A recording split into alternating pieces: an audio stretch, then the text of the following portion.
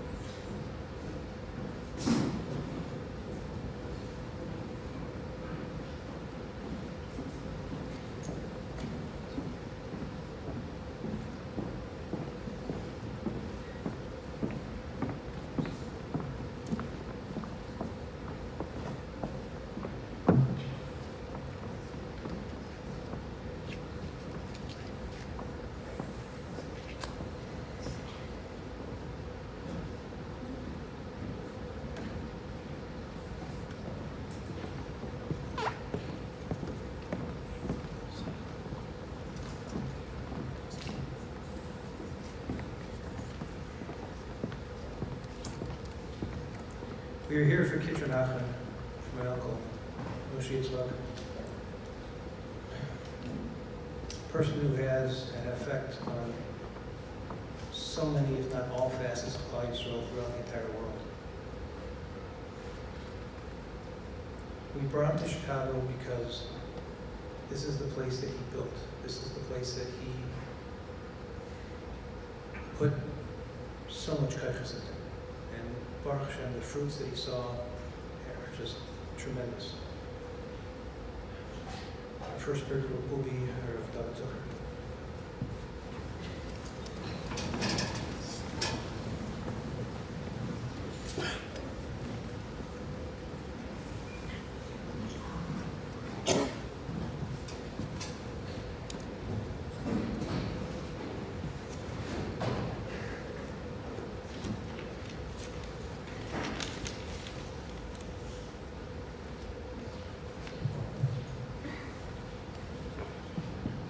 Gathered together to give kavod achroin to our dear friend Rabbi Esformes all the shalom.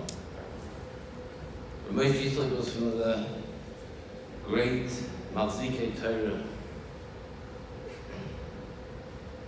of our times. He's a person who understood Chashivus HaTorah.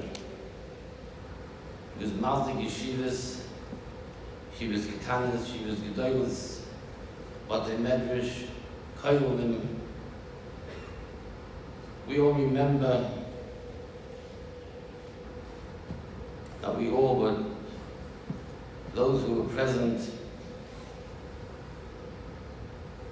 over 41 years ago when we met together with him at the home of one of the Gedolei Adoya, going to Yaakov Kamenetsky's at Tzala, to be Miyasid, the Koil, Zichron Shneya.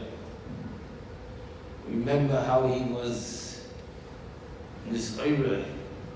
At that time he felt this was the greatest day of his life. He was sitting next to the Rosh Yeshiva at Tzala, looking at his eyes. He was so disragesh. Felt such a schus being in the presence of such a gadol. And at that time, he accepted upon himself to be the shluchah de Achmana, to be miyasid the koil together with another few Baal Batim who were there. He had a tremendous schus and a tremendous yata d'shmaya to be marzik those moistus ha-Torah, those moistus ha-Chesed that run according to the Mitzvahs of Yisrael. He had the great schus of being connected to many of the Gedolei Ador, both here in Eretz Yisrael, to be mishtated with many different moistus ha-Chinuch, moistus ha-Torah, all over the world. Not everyone has that schus to understand where his stocker should go. There was a God, Adam Gadol, I think maybe it was Chavetz Chaim, who said about the great Goyim Meir Shapiro Zitzal, who was Miyasid the Daf HaYomi. Daf HaYomi, and through that, his oiris of Daf HaYomi, there's hundreds of thousands, maybe millions of people who are learning Torah every day, who are being created in Torah, who are being Messiah Shas. A tremendous idea. I think it was Chavetz Chaim that said he's not so much jealous of him for being miyasid the Daf Yomi. He must have had some schus, some hidden schus, that he had the siyata d'shmaya, that his idea of Daf Yomi was accepted by the Gedolim. There must be some schus unknown, a schus that's batznei aleches, that Ramesh Pir Zitzal must have had, that he was Zeicher, to have the Siyata Shmaya, to be the one to be Miyasid, the Daf HaYomi. Rabbi Yitzchak must have had some tzchus, unknown, something that he must have done, Matznei Leches, that he was Zeicher, to be such a Baal Stoker, but to give his stoker to the right places.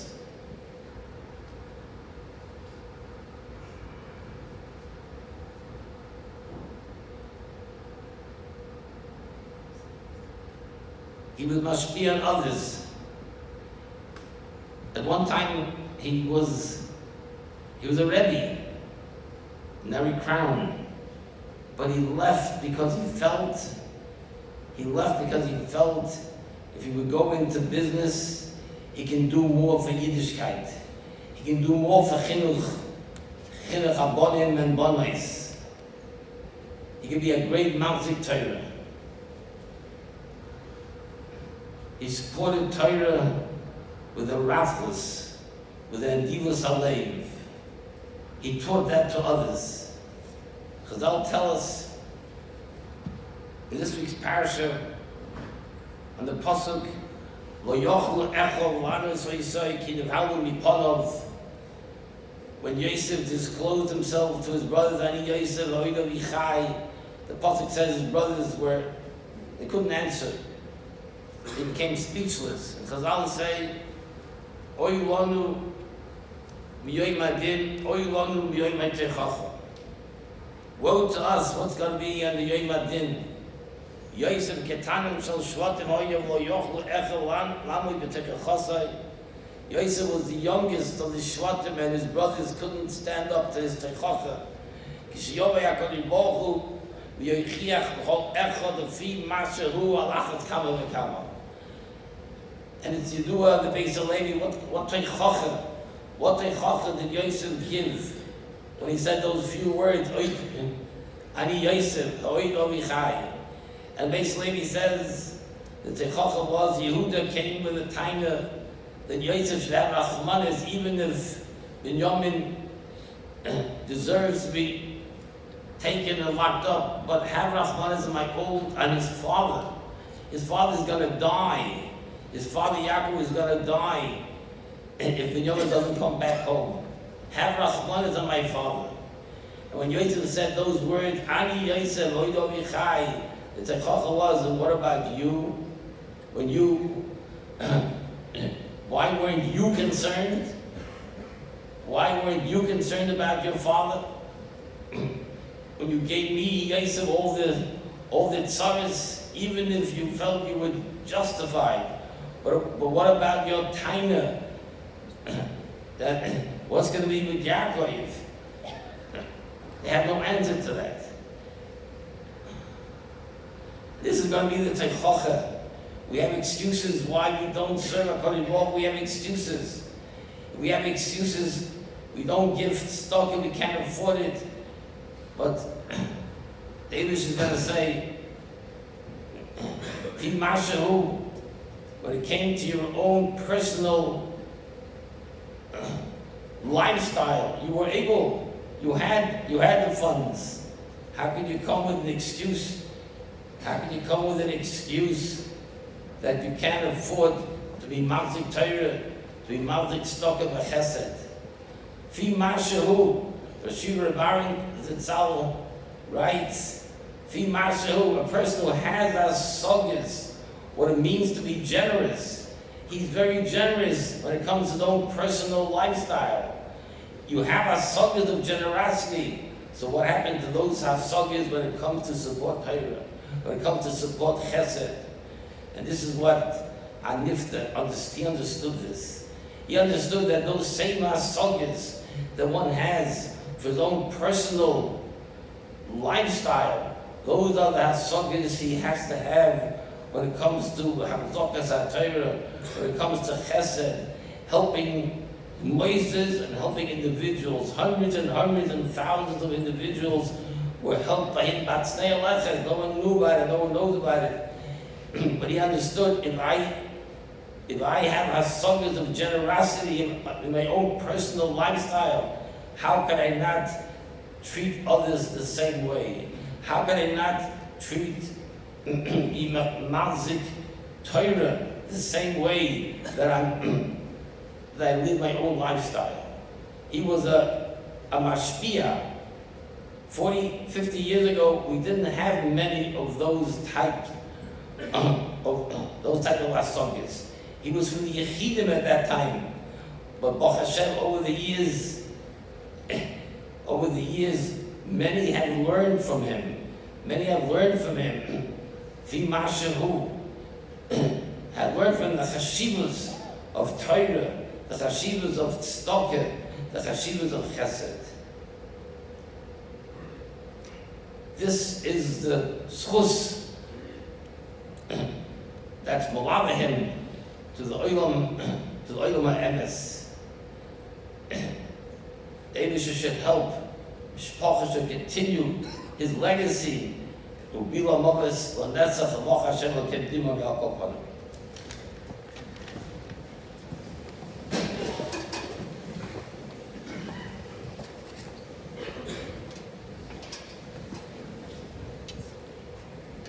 For many years, my uncle, David Yadas, his Rabbi, was a Rabbi Newman, who's going to speak right now.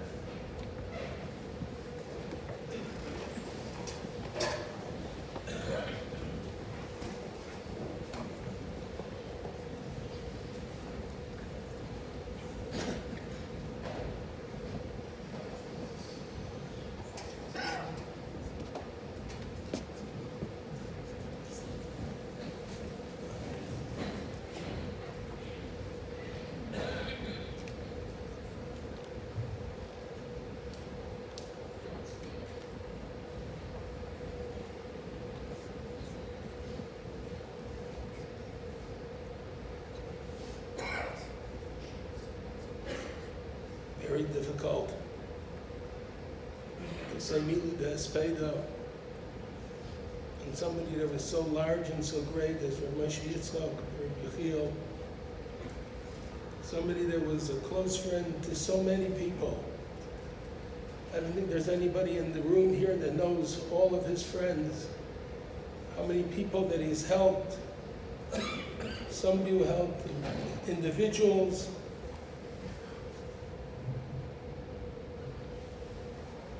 someone who supported many institutions of chesed, somebody who built, founded, and supported Mekaymes HaTorah and Mekaymes HaChinuch.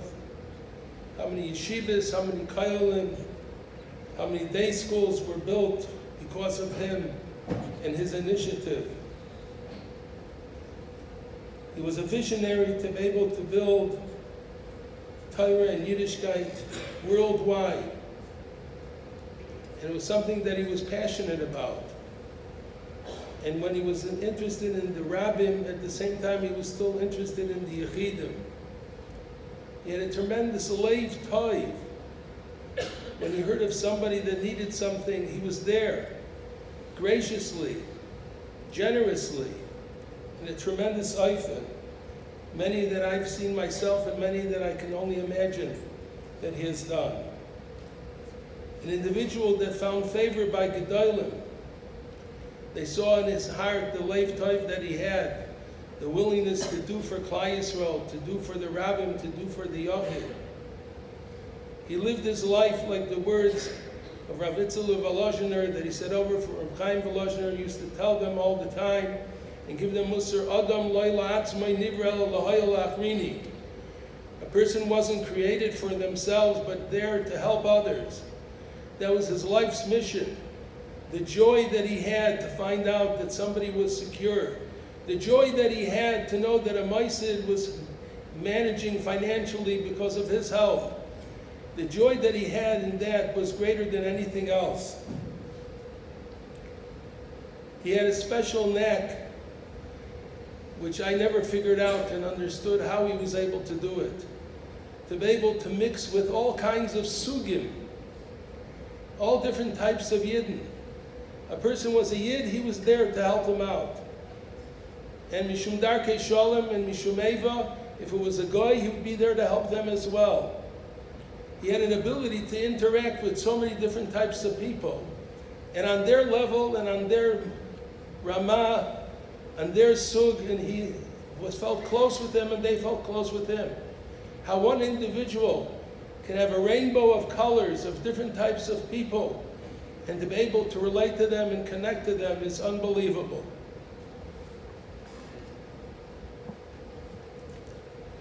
This didn't come from nowhere. I would hear from him very often the values that he learned from his parents, from his mother, Aleh Shalom, Rivka Bas Rabbi Yaakov, and his father, Rabbi Yechiel, Rabbi Yitzchak, the values in life that he learned from them. And this came because of he learned it so well because he understood how much they sacrificed, as many of you know some of the stories of how they sacrificed so that he should be able to reach where he is. And that was always a guiding light to him. And he gave tremendous covet to them, and he shept from them and was able to derive from them the values and the principles of his life. He had an unlimited love for his family, for his sister, for his children, for his extended family. There was nothing that was stronger than that. That was thicker than anything else. With all of his hatava that he did for others, he always would remember the family came first, and he had such a tremendous kesher with them. The pasuk in Kahal says, "Tayv Shem Mishem and Tayv, v'yayim hamavis miyayim yivoldai." That it's better the day of death than the day of birth. And the Medrash continues on that the derech ha'olam is when a child is born, everybody's mesameach and is happy and joyful. And when a person leaves this world, everybody's full with sorrow and pain. And really it's the opposite. When a person comes into this world, we don't know what their life will be like. It should be sad, concerned, worried. What is this person going to make of their life? But when they leave this world and you can make an accounting of what they accomplished, that's a day of simcha. And the Medrash gives a mashal to two sfinas. There was once a ship that was coming into dock and one was leaving from the dock. The one that was leaving from the dock, everybody was joyful and singing and dancing, and the one that came in received no attention. And there was a pikeach, a wise person, that said it should be the opposite. The ship that's going out to sea, you don't know what's going to be. You should be worried, you should be concerned. But the ship that comes in and is safe and weathered all the storms, that's the one that you should be joyful. How much we can celebrate the life of Rav Moshe Yitzchak, known to some of us as Morris or Mori, belovedly. We can celebrate his life of how much he accomplished. Frankly, I always never thought this day would ever come. He was able always to pick up the pieces. But it comes a time when the Ribono Shel Olam says, Ad Kan, we're not zeichet to have him anymore. Hashem nosan v'Hashem lokach yishem Hashem v'ayra. We accept the Gzar Din, we accept the Ribono Shel Olam's ways. The same way we were thankful to the Ribono Shel Olam for the many years that he was a shliach neman of HaKadosh Baruch Hu, to be able to give over what the Ribono Shel Olam benched him with and to share it with others. And as we heard from the Rosh Kailan, to share it with others appropriately. There are many people that don't know what that means. That not everyone spends it in the right way. And to him, that was his specialty. And he was gadol ma'asa yosher min ha'isa. It's not only what he did himself, but what he encouraged others and what he almost made other people do to be able to stand up and reach these madregas in the Sina and being able to give. Hashem nasan v'Hashem lakach. Hashem Yisbarach gave us this matana for all these years, and now Hashem Yisbarach has taken away this matana. It's our job to follow his legacy, to try to be mashlim the chesarim. We ask mechila from him, the nifter, in case we didn't give the proper covet or at different times. Maybe we didn't speak appropriately to you. And we ask mechila that if we did anything wrong, please be meichel us. Please be a Meilus Yosher. Be a Meilus Yosher for your family, your children, your family, for your community, for Klal Yisrael. You have this chusim to be able to be a Meilus Yosher. Tei nishmasai tzrur b'tzrur achayim, yei zichroi baruch.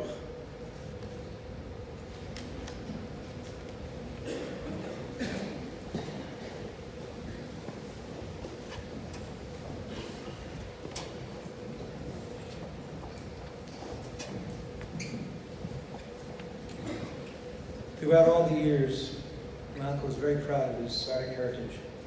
And one of the Rabbanim he was always with was from Genio Rocco, who was now last week with us.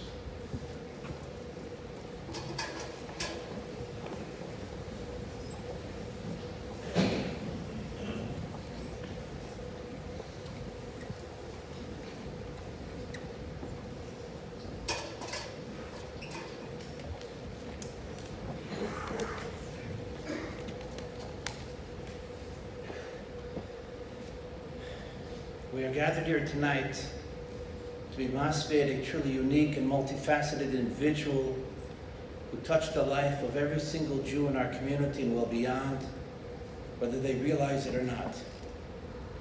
Rabbi Esformes was a special soul. I often would tell people that I never met anyone like him. He was such a large personality that in no way could I adequately describe him in a few minutes or even in many minutes. Indeed, he was larger than life. I had the chus to know him closely for well over 20 years, and I believe he felt similarly about me. I'll share with you just a few thoughts from my experiences with him. I would say this: he had many devotions in his life, and those devotions shaped his behavior. Primary was his devotion, as he would say, to my Creator. His belief in connection to his Creator was profound and pure. Rabbi Esformes was a gifted raconteur, a storyteller. If you knew him, though, there were a few stories that he would repeat frequently. One of those stories was about his dear mother. One evening in Yerushalayim, many years ago, Rav Goldvich told him that he was astonished by the sheer power of Mrs. Rivka Esformes' emunah, a pure and simple emunah of tremendous intensity. Rabbi Esformes would repeat this story to extol the emunah of his mother. And I must tell you that as he would repeat this story, I would think to myself, I feel that I can say the same thing about you. His emunah was so real, so vivid. Sometimes when he would speak about a project or a problem that he felt compelled to involve himself in, he'd look at me and say something like this: Daniel, if we can't fix this, when am I going to tell my Creator when I need him? It was so real and so true to him. It would send a shiver through my spine each time I would hear him speak like that. And I feel that this sentiment propelled him to his levels of philanthropy and caring for his people that are absolutely legendary. Another devotion of his was Torah. How he loved the Torah and its scholars. Along with that love came a deep respect for Torah. Recently he called me to talk about a decision that had been taken. He said, Daniel, I want to be clear. I'm not calling to question the decision. I simply want to understand it so I can explain it. I explained it to him, and he said, okay, I understand now. I'll take it from here. He said it with such sincerity and simplicity because that was him. These things were beyond sacred to him. His love of Torah was consuming, and he grasped every opportunity of connection to it. What is philanthropic largesse opened doors to Torah greats. He launched deep and long-lived relationships with an entire cadre of the greatest of our generation. Rav Shach, the Stipler, Baba Sali, Rabbi Yaakov, and on and on. He became their faithful emissary and confidant. They were Torah, and he served them. Like everything else he did it with his entire heart. They recognized in him the true servant of Torah, awaiting orders to be fulfilled without question. Another devotion of his was the Jewish people. It made absolutely no difference which label you wore, he didn't see it. He refused to see it. He saw Judah, and if they needed him, he was there. To him, Kol Ha'eda Kedoshim. How he would feel for them. I cannot describe it to you. He once called me completely agitated. Daniel, I'm hearing stories that there are people in the city who don't have food in the refrigerator. This can't be. What are we doing about this? I can't sleep if this is not addressed. If you hung out with him even a little while, you would see this vividly. There was another devotion that catapulted him to the highest rungs of service. Tzedakah. The Midrash in Vayikra Rabbah says that the poor man complains a lot. And thus when the philanthropist steps forth to help the poor man ceases to complain. Hashem says that he owes the philanthropist for having made peace between him and the poor man. The philanthropist thus fulfills an important function of peacemaker between heaven and earth.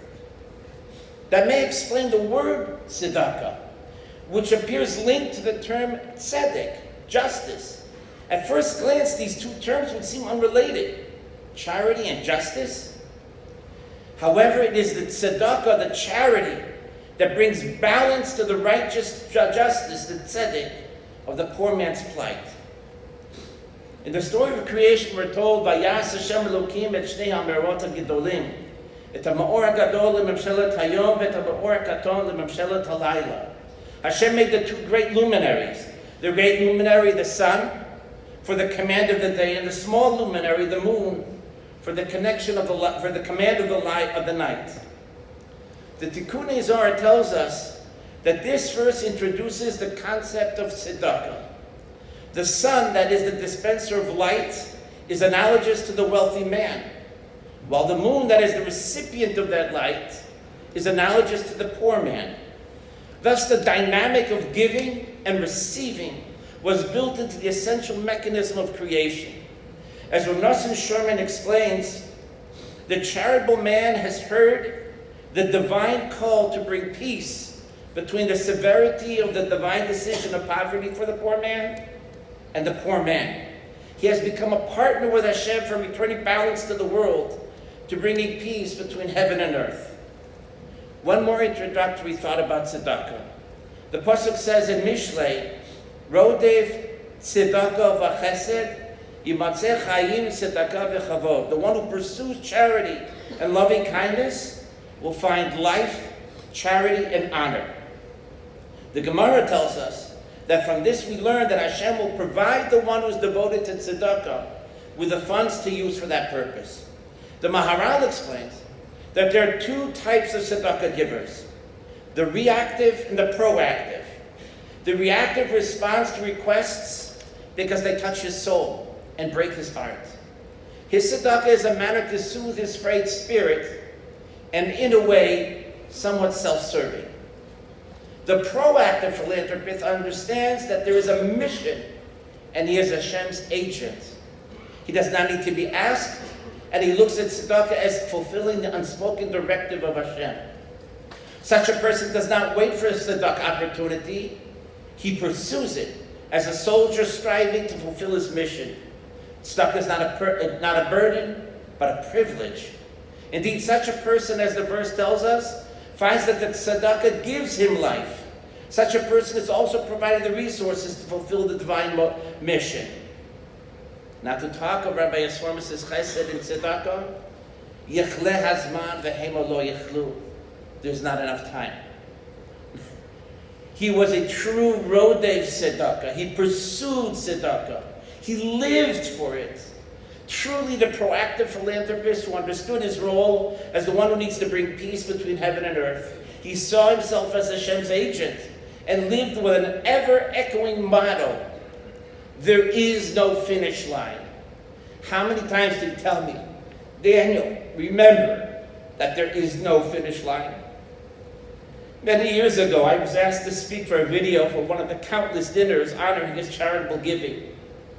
I mentioned that, speaking as a fundraiser for Torah causes, we were a pretty jaded bunch. We do our little dance. The fundraiser and the prospective donor. The fundraiser goes to the room knowing what he's going to ask for, and knowing within a range what he's going to receive. And then he and the donor do their thing. And at the conclusion, it's pretty much what both knew what would happen in advance. I said, though, that if the meeting was with Rabbi Moshe Esformes, all postulates were not applicable and out the window. You had no idea what would happen when you went into that room. His capacity of generosity was simply unknowable. There is no way to calculate his phenomenal largesse. Of course, if somebody ran the numbers, you could come up with a figure. But that in no way would encompass the true extent of his charity. I cannot tell you how many times I watched the transformative wave of relief that would wash over the face of a recipient when experiencing a shot of his life-giving generosity.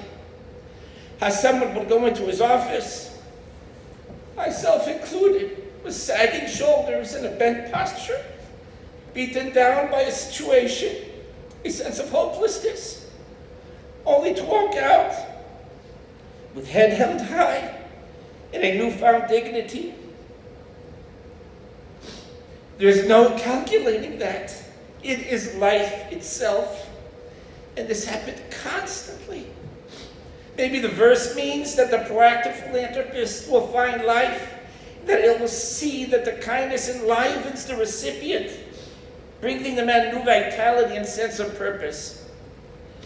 As a Rodev Tzedakah, he became invested with all of his intensity in his projects. He did not feel his job was over when he wrote the check. One time we were involved in a complicated and sad Aguna case. Money was needed, and as was his way, he underwrote the entire thing. But it didn't stop there. He would ask me, Daniel, where are we with this case? Did the money get there? Did you get the get?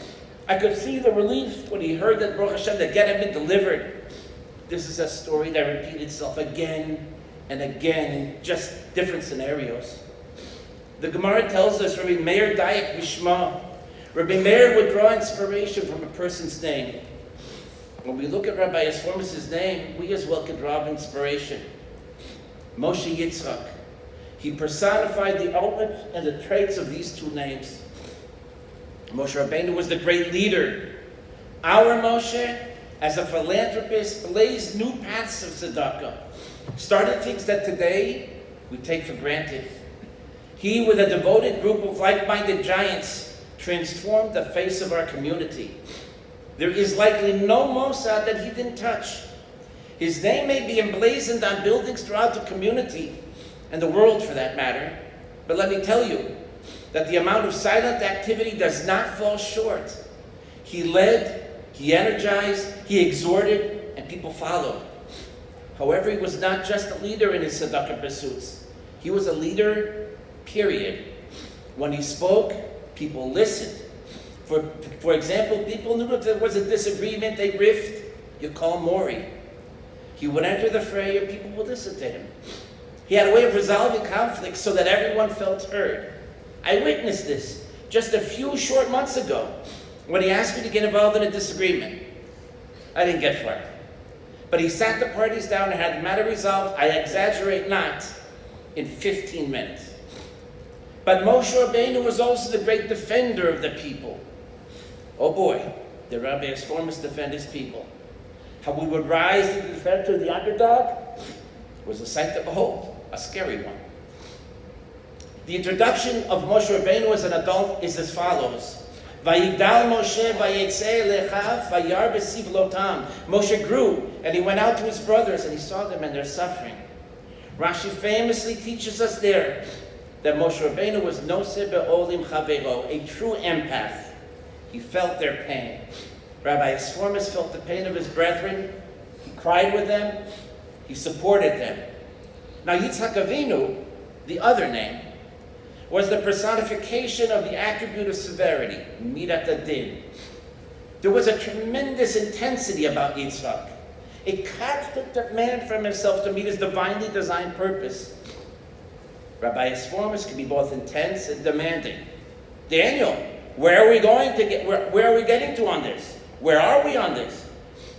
But he was not demanding for himself. It was always for others. always others. On those rare occasions he would ask something from me, there was zero intensity. The opposite. He would be gentle, sometimes almost apologetic. He would be considerate to a fault. But it's the fusion of the Moshe and Yitzchak elements of Rabbi Esformes that were fascinating and spectacular. A leader, an empath, a defender of the people, a peacemaker, but with an intensity, a strength, a fervor, not backing down in the face of apparently insurmountable obstacles and odds. An overwhelming tenacity, an understanding of his mission, never losing sight of the fact that there is no finish line. Now, I would be remiss if I didn't mention another tremendous devotion in his life. His family and his close friends. How much he thought of them and treasured them, and they in return adored him. Devotion to him these last days, as someone who was somewhat involved, was absolutely tremendous. They mirrored his way, a devotion to him, but to halacha as well, to the highest degree. Chazal tell us that a purpose of a hesped is also yakra dechayim, to serve the living, to draw out the attributes and the virtue of the departed so they can learn from him in order to fill the void that the passing creates. Rabotai, there is so much to learn here. May Hashem grant us the ability and strength to assume some of the responsibility that his absence will place upon us. And I'll conclude with one last thought. The Zohar Kadosh writes that when a person passes, his father, his mother, his relatives and friends come out to greet him. We're additionally told that when a student learns the words of the Rabbi and explains them, then the Rabbi will come out to greet him. Over the years, I've gathered a long list of rabbis who have explained the words of a rabbi from a previous generation, and then they would write something like this. And with this, I am sure that the rabbi will come out to greet me after my passing, for I have explained his stance. I don't know. But I have a sense that for a person who enlivened so many, built Torah and provided for its learning in a grand way, was so devoted to his rabbi and to his people, that the streets of heaven will be positively teeming with people, coming out to give honor to our beloved Moshe Yitzchak, Ben Yechiel V'Rivka. I have no doubt that Rabbi Moshe Esformes will serve as a Melis Yosher on behalf of his dear family, his friends, his community, and all of Klal Yisrael, all of whom he loved so much. Now, when he will stand before his Creator, he will certainly speak on behalf of us all. B'Elah ha'mavet la'netzach u'macha Hashem Elokim timah mi'al kol panim.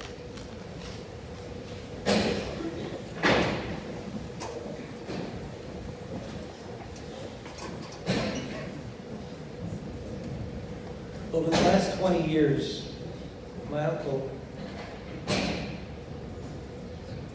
was, I guess, befriended, is the best way to put it, by a person that encompassed all of Telis. Isabel Levin met my uncle about 20-something years ago, and the friendship was something that was a sight to behold. He's now going to have Aston.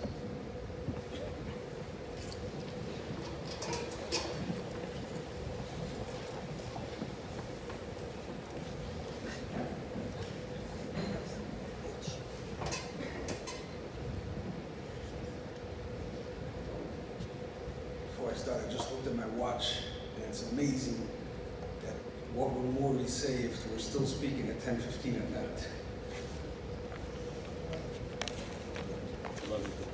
11:15, I'm sorry.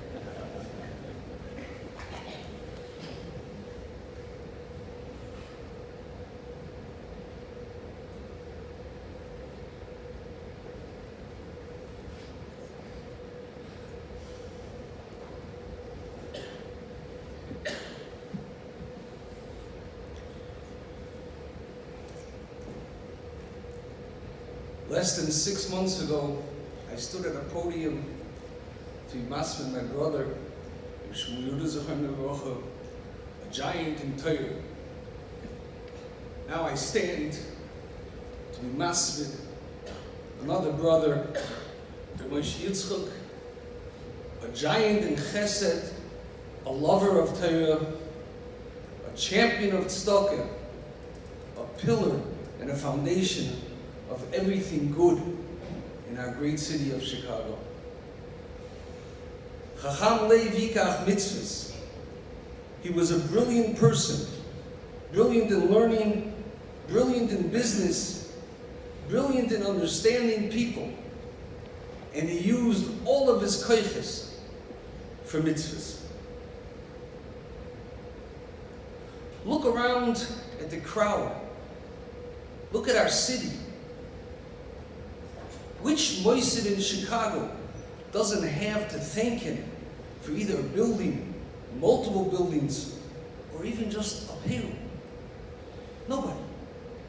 None. How many others were inspired because of the level of giving? I remember I heard it from Rabbi Rebson, I heard it from Mori, I heard it from the person involved. Reb Shach wrote, and he told his Einichel, what are you asking me for a bracha? Go ask Reb Moshe Yitzchak from Chicago. Can they give a bracha? He has more schusim. And he wrote Mori a letter. Mori told me he has it in his drawer. Rabbi will find it. Muyimdike words that Reb Lezer Shach wrote to Mori. He was a champion of chinuch. First and foremost in his mind was chinuch. Chinuch of Chicago, chinuch of children, Jewish education. He stopped at nothing to make sure every child had an education that was appropriate for him. He raised the bar of all aspects of Yiddishkeit. He built chesed organizations, started koilim, supported shuls. The entire spectrum of Yiddishkeit was his vision. Like his mother always said, why did he give everybody? Because we're all family. We're all family. Profound words. Rachmana liba boy. The Eibishter wants the heart. Who had a bigger heart than Mori? How many times did Mori hear a story about someone struggling and he pulled out his checkbook? Or he told Ruth? Or he told Nancy? How many times did Mori hear about someone who was sick and he picked up the phone to call a doctor, to call Shula, to call Roy? With me, I once had a story. I was telling him that I couldn't get a doctor. The doctor said that the visit would be in 8 months.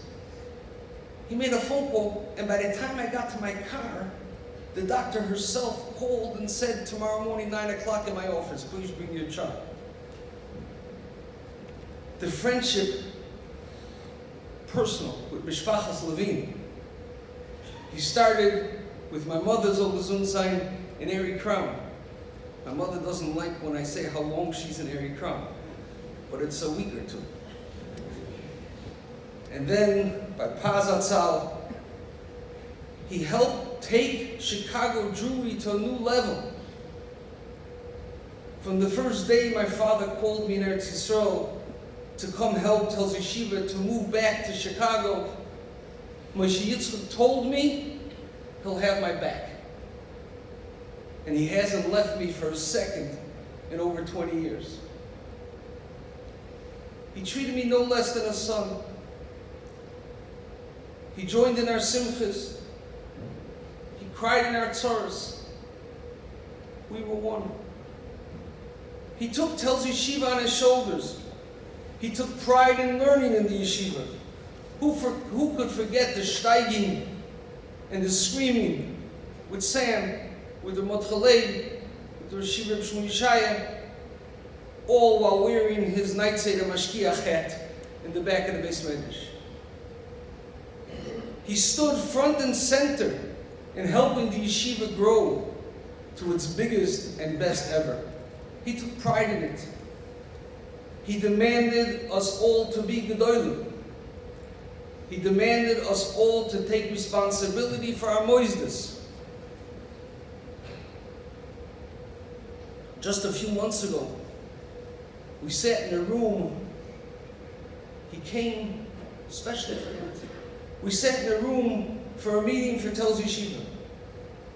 Before he started, he introduced a Rosh HaMoisid from a school in Hollywood, Florida. Probing, pushing, that the children, there's no room. There's 300 children that couldn't come to school this year because the building is not big enough. And then he got to Telz Yeshiva. Oh boy, did he let us have it. Pushing for godless, going around the table, pressing, demanding, and not letting up. We felt like we were sitting with a giant. He expected everyone to emulate the road that he paved. The only reason, and for sure the main reason, or even one of the main reasons, that our city is a Ir Ve'em B'Yisrael is because of Mori. The Kibbut Aveim, he took to an extreme level. He stopped at nothing to show his appreciation to his parents. He never forgot and always appreciated the Mesiras Nefesh they had for sending him off to yeshiva. How many times did we hear about his mother and father washing dishes to send little Morris to yeshiva? And last, but certainly not least, his love for his family, his sister, his children. Moshe Yitzchak had one sister. Him and Flora were inseparable. Maury wasn't afraid of any human being in the world except her. His nieces, his nephews, he cared and treated them like his own children. I don't remember a conversation that didn't include an update of a child, of a grandchild. When his family faced challenges, he was there facing the very challenge. When he was a simcha, he celebrated with them, the simcha mishpachti. His family was him, and he was his family. His nieces, his nephews, he cared for them, and like his own children. Nothing in the world mattered more than his three children. He lived for Yechiel, for Rivki, for Ruchi, and all of his Einiklach. And they'll be the ones to fill the shoes, the mighty big shoes, and carry on the family legacy. And what a legacy it is. Maury, gate to the Kisei HaKavod, beg, scream, talk, do what you do best. Chicago needs a Yeshua. In the last few months, we've been clocked. Galus b'Torah, Galus b'Chesed. In this very building, the Rabbi last week. We need help. Maury, you could do it. Do me a favor, take your mother along. If anyone could help, she could help.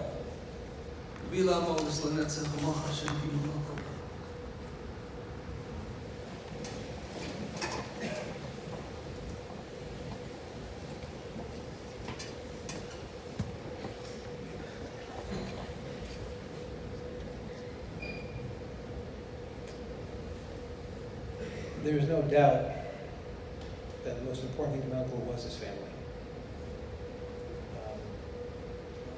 And as I just mentioned, his sister was someone that was, even though she feels put upon, but she was his cane, his stepping stool, his piece that he could always depend on to be on his side. He had the supposed to having her husband Marty Weiss in a few years.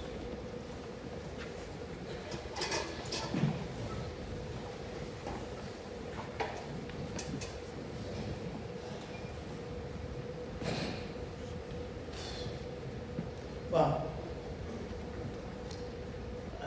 just about everything has been said. So when I repeat myself even a little bit, I do apologize. Like Moshe Yitzchak and Yechiel. A lot of names.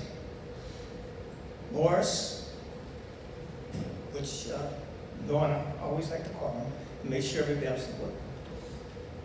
Maury, which a lot of people called him, sometimes he called himself. Mo, which other people called him. Brother-in-law, that's me.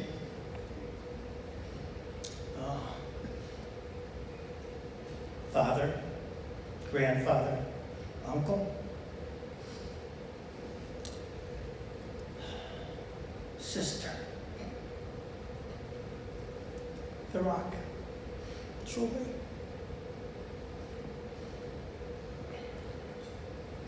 I'm allowed to cry because I'm not an Esformes, I'm a wife, so I get to let that come.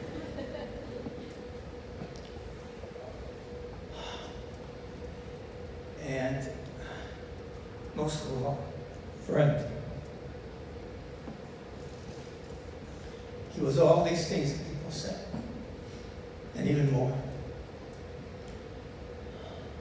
And truly, the basis, the foundation of all these things really do come from their parents, which they did teach them sometimes a little more difficult than others. Brought down to him, to Flora, to their grandchildren, to everybody. And sometimes even some of it fell on me. But he was always there if you did need him. He was an amazing man, as have you heard. I'm not going to talk about his tzedakah. Everybody's heard about his tzedakah. And about his feeling for people, all very true. But like the real true feeling, the basis of all this was his family, his children, his grandchildren, and his sister, my loving wife. He will be remembered for a very long time for all the things he's done for this community and for the Jewish world at large. But for us, in our hearts, he will be remembered as friend. Thank you.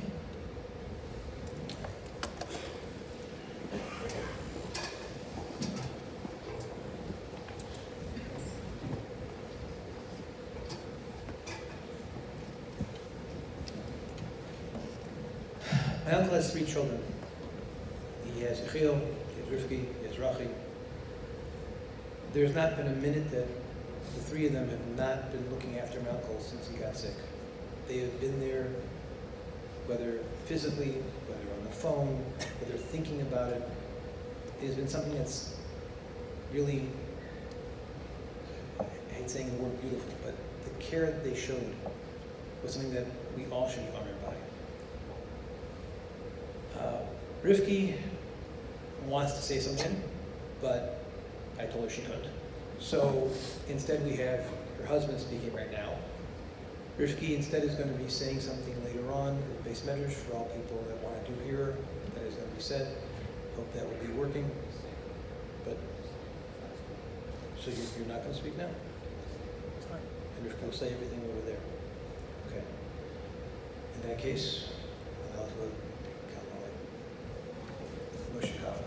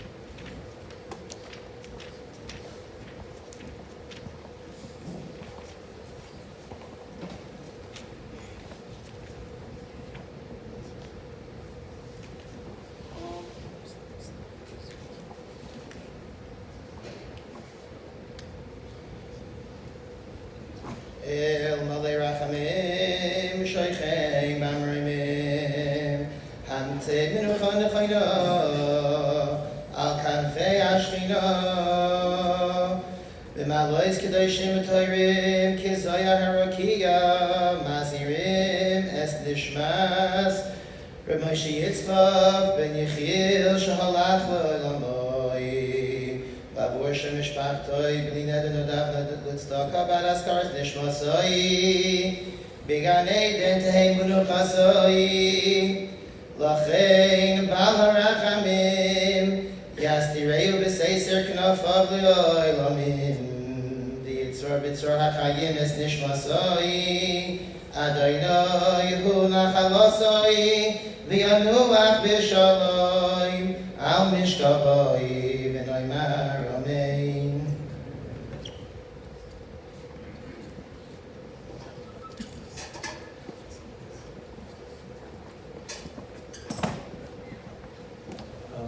We now carry the base out. I'd like to call upon his grandson, Morris, and Sam, and Yaakov. They can all hold the body.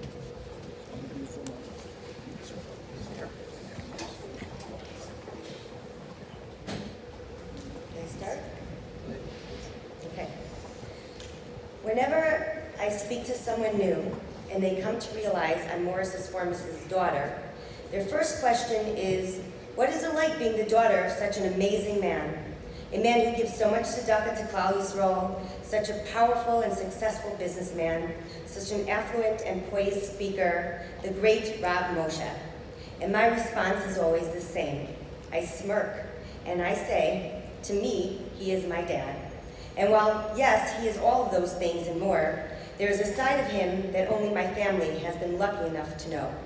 I will share with you that part of him, that part that the people who loved and cared for him the most in the world will remember and miss greatly every single day for the rest of our lives.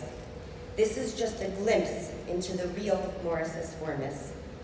He is the one who calls you not only on your English birthday, but your Hebrew one, because he said that is the one that counts.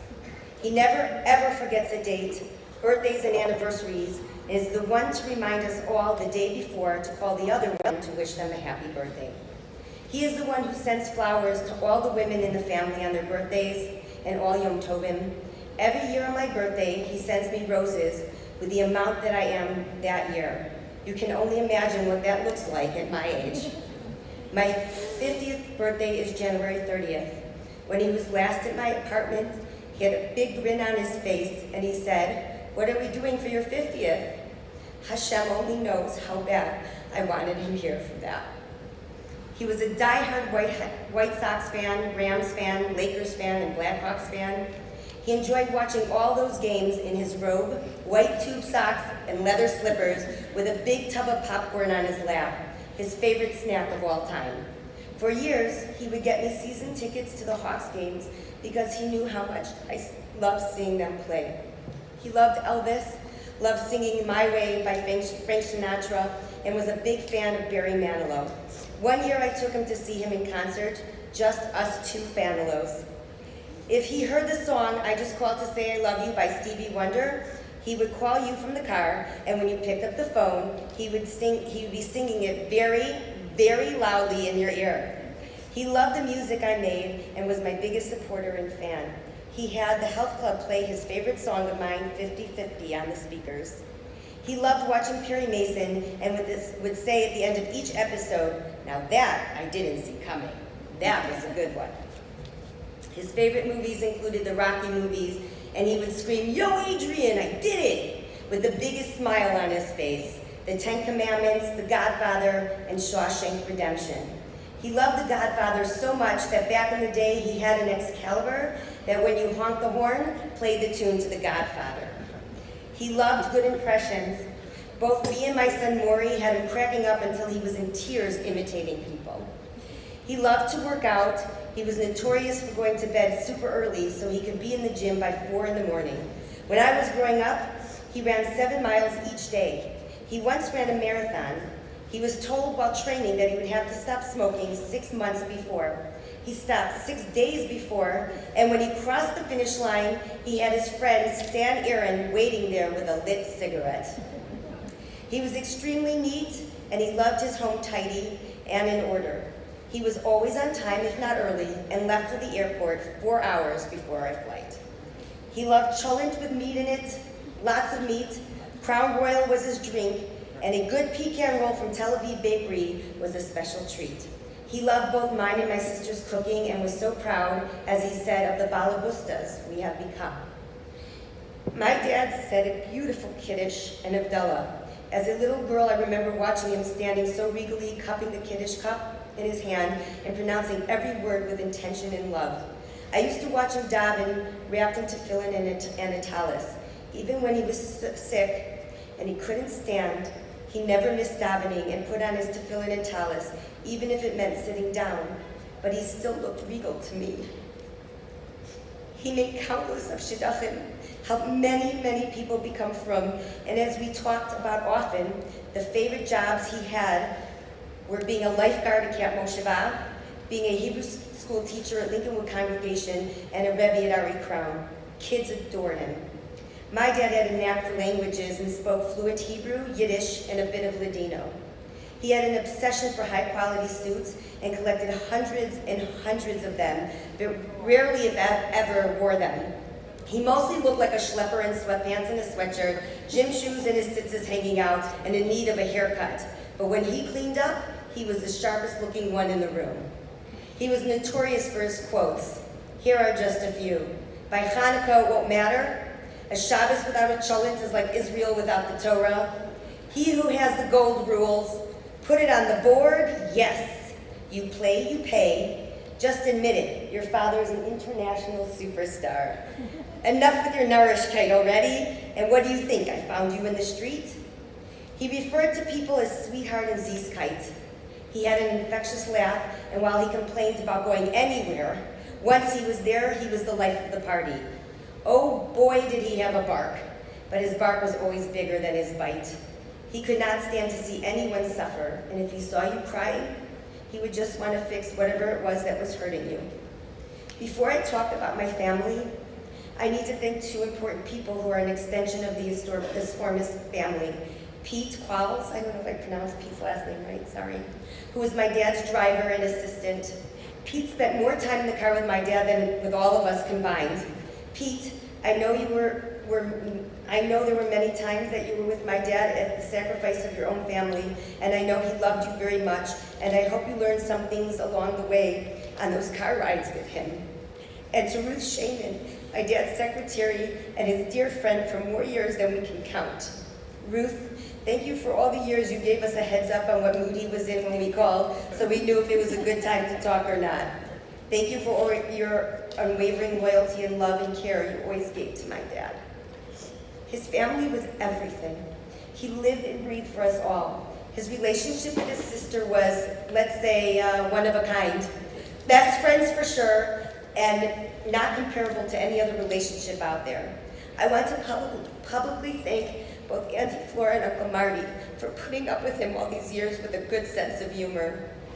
He adored my Uncle Marty, my Aunt Sylvia, and his cousins.